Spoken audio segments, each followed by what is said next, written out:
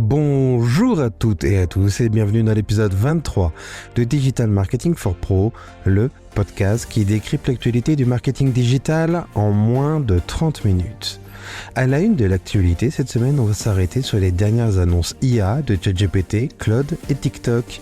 Parce que oui, la course à l'intelligence artificielle ne s'arrête jamais. Chaque semaine, de nouvelles fonctionnalités sortent, des nouveaux outils, des nouvelles promesses, des nouveaux cas d'usage. Et très vite, on se retrouve face à un problème simple. On voit passer les annonces, mais on ne les intègre pas. On comprend le potentiel, mais ça reste flou dans l'exécution. On teste, mais sans vraiment structurer. Résultat, beaucoup de veille, et tant mieux, mais peu d'impact concret. Plutôt que de vous faire une simple liste de nouveautés, dans cet épisode, on va vous aider à les intégrer dans vos routines, passer de la découverte de nouvelles fonctionnalités à l'activation, du test à l'usage structuré. Parce qu'aujourd'hui, la vraie différence ne se fait plus sur l'accès aux outils, elle se fait sur la capacité à les intégrer intelligemment dans son quotidien. Alors, quelles sont ces nouveautés à ne pas rater? Quel usage pouvez-vous activer dès maintenant? C'est ce qu'on va décrypter ensemble dans cet épisode. Et ce n'est pas tout. Dans le reste de l'actualité, on verra pourquoi Google Maps est en train de faire évoluer son fonctionnement et comment un simple filtre pourrait rendre les avis clients encore plus déterminants pour votre visibilité locale. On décryptera une pratique désormais dans le viseur de Google, le Back Button Hijacking. De quoi parle-t-on concrètement et surtout quoi faire pour éviter d'être pénalisé par Google? C'est ce qu'on verra. On s'intéressera aussi à une étude très concrète sur LinkedIn qui identifie les formats de publication qui performent vraiment en 2026 sur les pages entreprises. On parlera d'une fonctionnalité encore largement sous-exploitée sur Instagram, les Trial Reels, et pourquoi elle pourrait devenir un vrai levier de test et de croissance. Et enfin, on terminera avec le chiffre de la semaine qui montre à quel point le trafic SEO est en train de se fragmenter, avec par exemple des plateformes comme Reddit qui dépassent désormais des sites officiels sur une grande partie des requêtes. Alors, que vous soyez au bureau, dans les transports ou tranquillement chez vous, installez-vous bien, votre résumé de l'actualité marketing commence maintenant.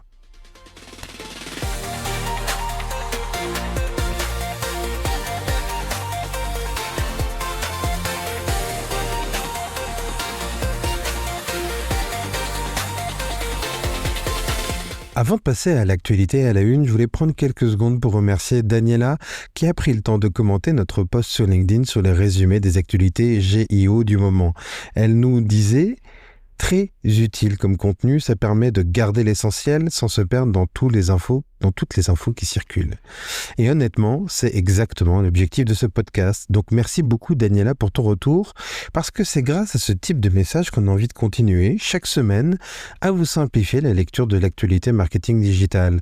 Et d'ailleurs, si vous nous écoutez et que vous avez un avis, une question ou même une problématique que vous aimeriez qu'on aborde dans un prochain épisode, n'hésitez pas à venir m'écrire directement sur LinkedIn en me recherchant sous Kevin Brun, Marketing, Brun, B-R-U-N, ou tout simplement à laisser un commentaire sur votre plateforme d'écoute préférée. Un commentaire ou un avis, c'est peut-être un petit geste pour vous, mais pour nous, c'est ce qui permet au podcast de gagner en visibilité et de toucher toujours plus de professionnels du marketing. Allez, revenons à l'actualité avec notre sujet à la une. Aujourd'hui, le vrai sujet avec l'IA, ce n'est plus l'innovation. C'est l'intégration. Des fonctionnalités, il en sort toutes les semaines. Des démos impressionnantes, on en voit passer tous les jours sur LinkedIn, mais dans la réalité des équipes marketing, on est encore sur du ask. Très peu de ces nouveautés sont réellement utilisées, très peu sont intégrées dans des process et encore moins connectées à vos outils du quotidien. Donc ce qu'on va faire aujourd'hui, c'est très simple, c'est qu'on a sélectionné 4 nouveautés récentes côté ChatGPT, Claude et TikTok, et pour chacune d'entre elles, on va faire 2 choses. Premièrement, on va vous expliquer concrètement ce que c'est et surtout, qu'est-ce que ça peut changer dans votre quotidien avec un objectif simple que vous puissiez en activer au moins une dès cette semaine. Et on commence cette réflexion-là avec ChatGPT qui introduit une évolution majeure, les Workspace Agents. Derrière ce thème, il y a un vrai changement de paradigme dans ChatGPT. On entre pleinement dans ce qu'on appelle, et ce qu'on vous a déjà présenté dans ce podcast, l'IA agentique. Alors concrètement, c'est quoi l'IA agentique? Jusqu'ici, vous utilisiez l'IA de manière réactive. Vous posiez une question, vous obteniez une réponse, c'est ce qu'on appelle le ask. Avec une IA agentique, vous ne demandez plus une tâche.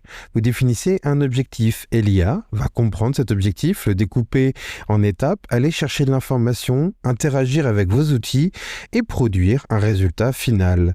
Alors ce que ça change vraiment, c'est que l'IA ne reste plus dans une conversation, elle devient une couche qui se connecte à votre environnement de travail, vos documents, vos outils marketing, vos plateformes comme LinkedIn, Canva ou encore vos outils SEO, et c'est là que le cap il est franchi.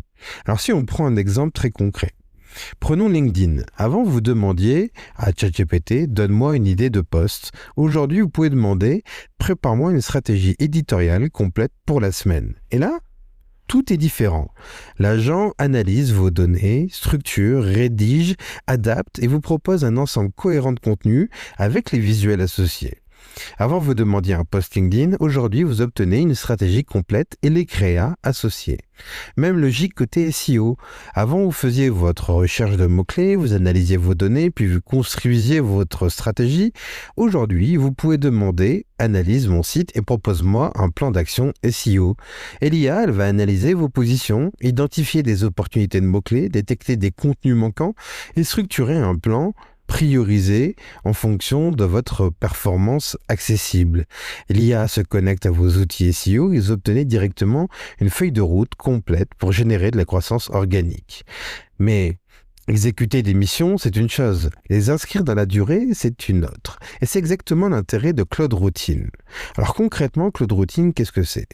Jusqu'ici, vous utilisez l'IA à la demande, un besoin, une requête. Avec les routines, vous prenez tout ce que vous faites déjà de manière répétée, votre veille, vos analyses, vos reportings, vos présentations, et vous arrêtez de repartir de zéro à chaque fois, vous les structurez une fois, et après, il vous suffit de les rejouer. Prenons l'exemple de la veille marketing qui est extrêmement chronophage, on va pas se mentir.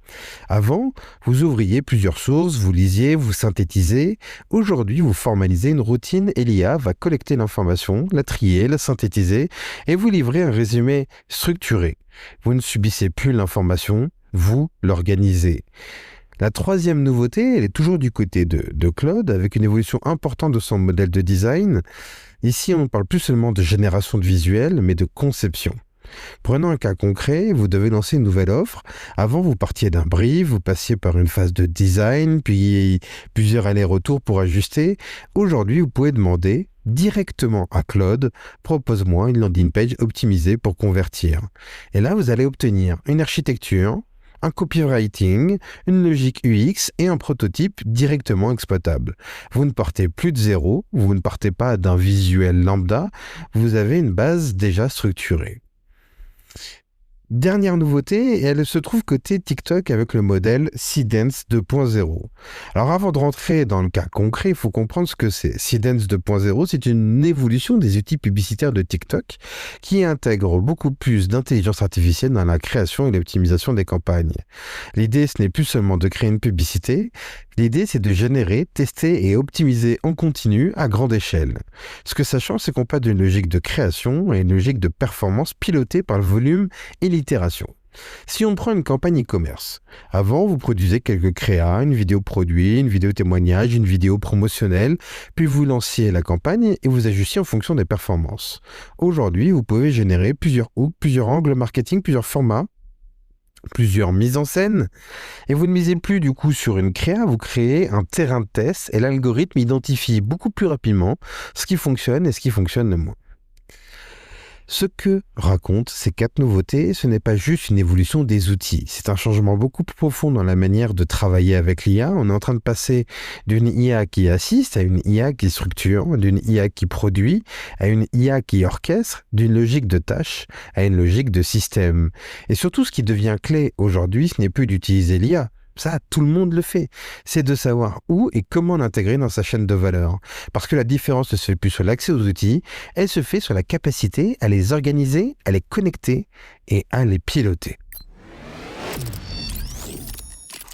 On continue avec un sujet qui va directement impacter les commerçants, les restaurants et plus largement tous les business qui dépendent de leur visibilité locale. Google Maps est en train de faire évoluer son fonctionnement avec une nouveauté qui peut sembler anodine au premier abord, mais vous allez voir que derrière, les implications sont très concrètes. Aujourd'hui, quand un utilisateur cherche restaurant italien, coiffeur, boulangerie, Google Maps, lui, affiche une liste d'établissements. Et pour les classer, Google s'appuie sur plusieurs critères, la proximité, la pertinence et la popularité du lieu. Et cette popularité, elle est largement mesurée par les avis, la note, le nombre d'avis et surtout leur fraîcheur. Ce qui change aujourd'hui, c'est que Google introduit des filtres de plus en plus visibles pour les utilisateurs, et notamment un filtre basé sur le nombre d'avis. Concrètement, ça veut dire quoi? Ça veut dire que l'utilisateur peut désormais trier ou sélectionner les établissements en fonction de leur nombre d'avis, et donc volontairement ou non exclure tous les établissements qui en ont peu. Ce que ça change vraiment, c'est que jusqu'ici, on était dans une logique assez simple, avoir une bonne note suffisait souvent à rester compétitif. Aujourd'hui, ce n'est plus suffisant parce que 2 établissements avec 4,5 étoiles ne seront plus perçus de la même manière si l'un a 30 avis et l'autre en a 500. Alors, c'est super pour les utilisateurs, mais pour les commerçants, ça pose certaines questions. Prenons l'exemple d'un restaurant. Vous avez une très bonne note de 4,6 sur 5, mais seulement 25 avis. En face, vous avez un concurrent qui a 4,4 étoiles, mais avec 400 avis. Avant, vous pouviez encore capter une partie du trafic. Aujourd'hui, si l'utilisateur active un filtre basé sur la popularité, vous disparaissez tout simplement de la sélection, même si votre qualité est supérieure. Les avis ne sont plus seulement un levier de réassurance, ils deviennent un vrai levier de visibilité. Mais alors, comment générer plus d'avis sur Google pour faire face à cette évolution de Google Maps? La première chose, c'est tout simple, c'est de demander. Ça paraît évident, mais c'est rarement fait de manière systématique. Les meilleurs moments pour demander à votre clientèle, c'est juste après une expérience positive, à la fin d'un repas pour un restaurant, ou tout simplement après une prestation réussie. Le deuxième levier, c'est de faciliter au maximum le passage à l'action. Moins il y a de friction, plus vous obtiendrez d'avis. Concrètement, un QR code à la caisse, un lien direct dans un email ou un SMS transactionnel, une redirection simple vers votre fiche Google. Le troisième point, c'est d'impliquer vos équipes. Ce n'est pas juste un sujet marketing digital, c'est un sujet terrain. C'est un serveur, un coiffeur, un vendeur qui peut faire totalement la différence en demandant un avis au bon moment. Et le quatrième levier, c'est tout simplement de créer une dynamique. Ce qui compte aujourd'hui, ce n'est pas seulement le volume total, c'est aussi la régularité de ces avis. Avec 10 avis récents, c'est souvent plus puissant que 100 avis anciens. Le dernier point important, c'est peut-être un détail, ça vous paraître même évident pour certains, c'est de répondre à vos avis, qu'ils soient positifs ou négatifs. Parce que d'une, ça envoie un signal fort à Google, mais surtout aussi à vos futurs clients. Parce que avant, les avis rassuraient, et aujourd'hui, c'est ces mêmes avis qui vont décider si vous êtes visible ou invisible sur ce qui est déjà la principale source de visibilité pour beaucoup de commerçants, Google Maps. On enchaîne avec un sujet plus technique, mais qui peut avoir des impacts très concrets sur votre SEO et surtout, qui peut vous concerner alors que vous n'en avez pas forcément conscience. Google vient d'annoncer qu'il allait désormais pénaliser une pratique appelée le back button hijacking. Et derrière ce terme un peu technique, il y a quelque chose de très simple. Quand un utilisateur clique sur un résultat dans Google, il arrive sur votre site. Jusque-là, vous me suivez. Et s'il ne trouve pas ce qu'il recherche, son réflexe immédiat, c'est de cliquer sur Retour pour revenir au résultat. C'est un comportement totalement normal et c'est même un signal clé pour Google. Sauf que certains sites ont essayé de forcer l'utilisateur à rester. C'est ça qu'on appelle le back button hijacking. Concrètement, quand vous cliquez sur Retour, soit rien ne se passe, soit vous restez bloqué sur le site internet, soit vous êtes redirigé ailleurs, ou soit vous devez cliquer plusieurs fois pour que cela fonctionne. Et là, l'expérience, elle devient frustrante. Vous ne naviguez plus vraiment librement. Et c'est précisément là que Google a décidé d'agir. Aujourd'hui, ces comportements sont considérés comme des manipulations de navigation et Google annonce clairement qu'ils vont être détectés et surtout pénalisés. Alors, ce qui est important à comprendre, c'est que dans la majorité des cas, ce n'est pas volontaire. Ça peut venir d'un plugin, d'un script marketing, d'un outil de tracking mal configuré ou d'une mauvaise configuration tout simplement de votre site internet. Donc, la vraie question, c'est comment s'en rendre compte. Là, vous pourriez vous dire, il suffit de regarder dans un outil Analytics. En réalité, Pas vraiment, parce qu'un indicateur comme le taux de rebond ne suffit pas à tirer ces conclusions-là. Un utilisateur qui quitte votre page, il peut le faire pour plein de raisons différentes. Et Analytics ne vous dira pas ce qui l'a bloqué, si c'est lié à votre contenu ou tout simplement à un problème de configuration. La bonne approche, c'est de croiser l'analyse et le test. Vous identifiez d'abord vos pages stratégiques, celles qui génèrent la majorité de votre trafic SEO, vos pages business importantes, et vous regardez des signaux faibles, comme des taux de rebond plus élevés que d'autres pages, des temps passés qui sont très courts ou des comportements qui sont tout simplement anormaux. Ce ne sont pas des preuves, mais des points d'alerte. Et à partir de là, il n'y a pas 36 000 techniques pour s'assurer que tout fonctionne. Il faut aller sur Google, cliquer sur votre page et revenir en arrière. Si ça ne fonctionne pas instantanément, c'est qu'il y a un problème. Et si ça fonctionne, tout va bien. La règle à garder en tête, elle est très simple, c'est qu'un utilisateur doit pouvoir entrer et sortir librement de votre site internet sans aucune friction. Et dès que vous identifiez un problème, il faut agir rapidement. Auditez vos outils, vos plugins, vos scripts, votre JavaScript pour corriger ce qui bloque la navigation avant que ça devienne un vrai sujet côté SEO, parce qu'aujourd'hui, pour Google, chaque friction dans le parcours utilisateur est un signal négatif, un signal qui en dit long sur la qualité de votre site et donc du coup sur la visibilité que Google va lui donner. On continue avec un sujet qui va intéresser tous ceux qui publient sur LinkedIn et surtout tous ceux qui essaient encore de trouver la recette magique pour retrouver de la visibilité organique sur le premier réseau social professionnel. Une étude récente s'est penchée sur les formats de publication qui performent le mieux en 2026. Et ce qui est intéressant, c'est pas juste le classement, parce que vous allez voir qu'il n'y a pas de grande surprise. C'est ce que ça nous dit très concrètement sur ce qui fonctionne aujourd'hui et ce qui ne fonctionne plus du tout. Si on doit retenir une chose, c'est simple, c'est que certains formats, ils surperforment clairement. Le numéro 1, ce sont les carousels. Aujourd'hui, c'est le format qui génère le plus d'engagement. Pourquoi ? Parce qu'il crée une interaction. L'utilisateur ne fait pas juste scroller et passe à côté. L'utilisateur, il interagit directement avec votre carrousel, il swipe, il avance dans le contenu, et donc du coup, il reste plus longtemps, et ça, LinkedIn le valorise énormément. En numéro 2, la vidéo. Mais attention, pas la vidéo corporate classique. Ce qui fonctionne, ce sont des formats courts, dynamiques, avec un message clair dès les premières secondes. En somme, toutes les bonnes pratiques que vous pouvez appliquer sur la vidéo à diffuser dans des réseaux sociaux plus B2C. En numéro 3, et ça c'est un peu plus nouveau, on va dire, ce sont des contenus structurés, utiles, actionnables, les posts à forte valeur ajoutée. Typiquement, tout ce qui va être retour d'expérience, conseils d'experts, analyse avec un angle très clair, des contenus qui apportent vraiment quelque chose, une valeur ajoutée. Et ça, ce que ça veut dire concrètement, c'est qu'on voit bien qu'avec ces formats, LinkedIn ne pousse pas juste du contenu, il pousse des contenus qui retiennent l'attention et maintiennent l'utilisateur sur LinkedIn, parce que c'est le business model de tous les réseaux sociaux. Plus les utilisateurs restent, plus ils sont exposés à des publicités, plus le revenu publicitaire de la plateforme va être exponentiel. Alors prenons un exemple. Une entreprise qui veut partager une expertise avant de publier un post classique, voici notre analyse du marché. Très auto-centré, très product-centrique. Aujourd'hui, ce qui fonctionne beaucoup mieux, c'est un carrousel avec des insights, une accroche forte dès la première slide, un angle clair et surtout une progression dans la lecture. Pourquoi ? Parce que l'utilisateur reste, interagit, et donc du coup le contenu il va être davantage diffusé de façon organique. Et c'est là que ça devient intéressant, parce que derrière ces formats, il y a une logique un peu plus profonde. Ce qui fonctionne aujourd'hui, ce sont les contenus incarnés, ces fameux contenus UGC. Même sur des pages entreprises, au final, ce qui performe, ce sont des prises de position, des retours d'expérience, des contenus avec un point de vue, pas simplement de l'information.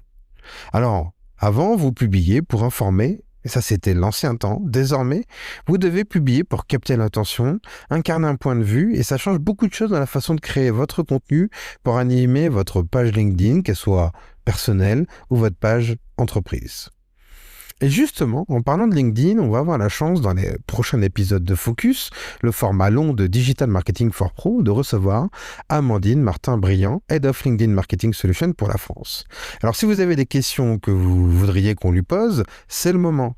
N'hésitez pas à les partager en commentaire de cet épisode sur votre plateforme d'écoute ou directement sur LinkedIn en me recherchant, comme je le disais en introduction, Kevin Brun Marketing, Brun, B-R-U-N.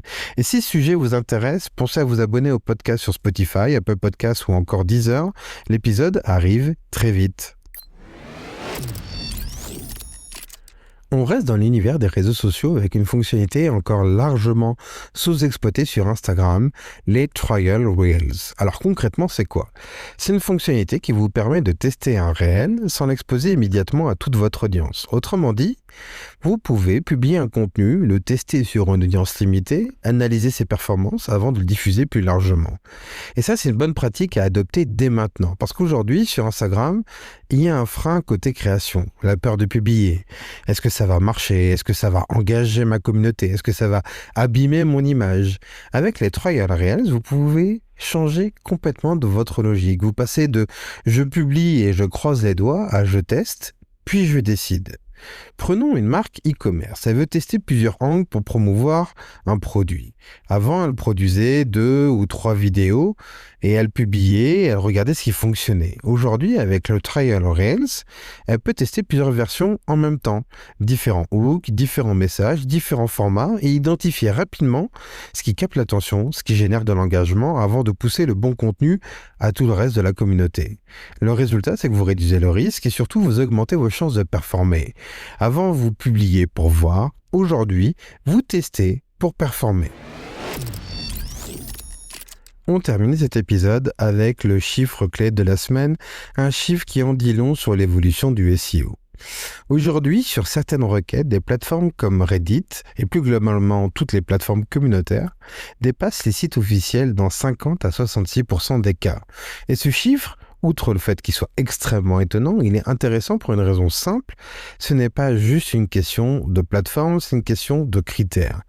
Parce qu'on observe aujourd'hui, c'est que Google valorise de plus en plus des contenus issus d'utilisateurs, des retours d'expérience, des avis concrets, et c'est exactement là que le parallèle avec le GIO devient intéressant, parce que dans une logique d'optimisation pour les LLM, ce qui compte, ce n'est plus seulement l'autorité d'un site, c'est la qualité perçue de la réponse. Et cette qualité perçue, elle passe de plus en plus par l'expérience utilisateur, la crédibilité des témoignages, la richesse des échanges. Concrètement, ça veut dire une chose, c'est que les critères du SEO sont tout simplement en train de s'aligner avec ceux du GIO. Et donc, la visibilité d'une marque ne dépend plus uniquement de votre site, de votre contenu et des optimisations techniques, mais plus globalement de ce que l'utilisateur dit de votre marque. Merci d'avoir écouté cet épisode jusqu'au bout. Et avant de se quitter, si on devait retenir 3 choses de cet épisode, c'est que en 1, l'IA n'est plus simplement un outil, elle devient un système qu'on structure, qu'on connecte et qu'on pilote dans nos routines. Le deuxième point, c'est que la performance aujourd'hui, elle passe par l'attention et l'expérience, que ce soit sur Google, LinkedIn ou Instagram. Ce qui est valorisé, c'est ce qui capte l'attention et ce qui est fluide. Le troisième point, votre visibilité ne dépend plus uniquement de ce que vous publiez, elle dépend aussi de ce que les utilisateurs disent de vous et des espaces dans lesquels ces conversations existent. Alors si cet épisode vous a fait réfléchir et vous a appris quelque chose, on a rempli notre mission. Vous proposer un format court, activable, qui vous aide concrètement à enrichir vos stratégies marketing. Et si vous considérez que ce podcast vous a apporté de la valeur, alors c'est à votre tour de nous soutenir. Recherchez DM4 Pro pour retrouver le podcast sur votre plateforme d'écoute préférée et prenez quelques secondes pour vous abonner au podcast, laisser un commentaire et surtout mettre 5 étoiles sur votre plateforme d'écoute. C'est ce qui nous permet de faire grandir Digital Marketing for Pro et surtout d'être chaque mois de plus en plus nombreux à réfléchir ensemble aux évolutions du marketing digital qui sont de plus en plus nombreuses, on va pas se mentir. Merci à toutes et à tous pour votre écoute et à très vite pour un nouveau débrief de l'actualité du marketing digital, parce que dans le digital, la vérité d'aujourd'hui n'est pas celle de demain.